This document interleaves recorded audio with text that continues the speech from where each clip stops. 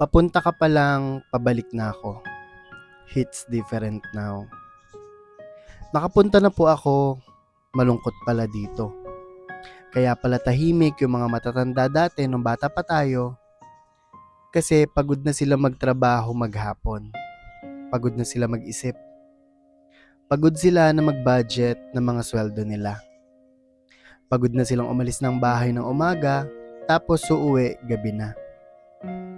Pagod na silang magtrabaho ng malayo sa pamilya. Pagod na silang magpanggap at ipakita sa mga mahal nila na kaya pa nila. Pero wala silang magawa kasi kailangan. Mas naiintindihan ko na kasi ngayon ako na sila. Isang mahigpit na yakap sa lahat ng mga lumalaban para sa pangarap at pamilya.